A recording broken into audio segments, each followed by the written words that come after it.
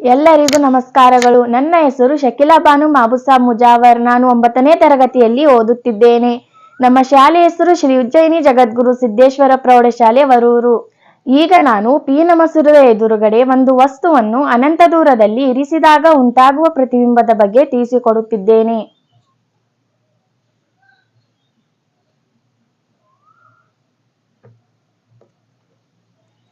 ವಸ್ತುವಿನಿಂದ ಹೊರಡುವ ಒಂದು ಬೆಳಕಿನ ಕಿರಣವು ಪ್ರಧಾನ ಅಕ್ಷಕ್ಕೆ ಸಮಾಂತರವಾಗಿ ಚಲಿಸಿ ಮಸೂರದಲ್ಲಿ ವಕ್ರೀಭವನ ಹೊಂದಿ ಇನ್ನೊಂದು ಬದಿಯ ಸಂಗಮ ಬಿಂದು F2 ದ ಮೂಲಕ ಹಾಯ್ದು ಹೋಗುತ್ತದೆ. ಅದೇ ರೀತಿ ವಸ್ತುವಿನಿಂದ ಹೊರಡುವ ಇನ್ನೊಂದು ಬೆಳಕಿನ ಕಿರಣವು ಪ್ರಧಾನ ಅಕ್ಷಕ್ಕೆ ಸಮಾಂತರವಾಗಿ ಚಲಿಸಿ ಮಸೂರದಲ್ಲಿ ವಕ್ರೀಭವನ ಹೊಂದಿ ಇನ್ನೊಂದು ಬದಿಯ ಸಂಗಮ ಬಿಂದು F2 ದ ಮೂಲಕ ಹಾಯ್ದು ಹೋಗುತ್ತದೆ. ಅಂದರೆ ಈ ಎರಡೂ ಕಿರಣಗಳು ಸಂಗಮ ಬಿಂದು F2 ನಲ್ಲಿಯೇ ಒಂದಕ್ಕೊಂದು ಛೇದಿಸುತ್ತವೆ. ಅಂದರೆ ಪ್ರತಿಬಿಂಬವು ಇಲ್ಲಿಯೇ ಉಂಟಾಗಿರುತ್ತದೆ. ಇನ್ನು ಈ ಪ್ರತಿಬಿಂಬದ ಲಕ್ಷಣಗಳೆಂದರೆ, ಮೊದಲನೆಯದಾಗಿ ಸ್ಥಾನ, ಸಂಗಮ ಬಿಂದು F2 ನಲ್ಲಿ. ಎರಡನೆಯದಾಗಿ ಗಾತ್ರ, ವಸ್ತುವಿಗಿಂತಲೂ ಚಿಕ್ಕದು, ಅಂದರೆ ಚುಕ್ಕೆ ಗಾತ್ರ.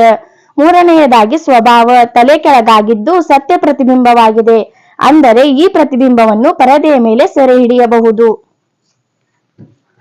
ಧನ್ಯವಾದಗಳು.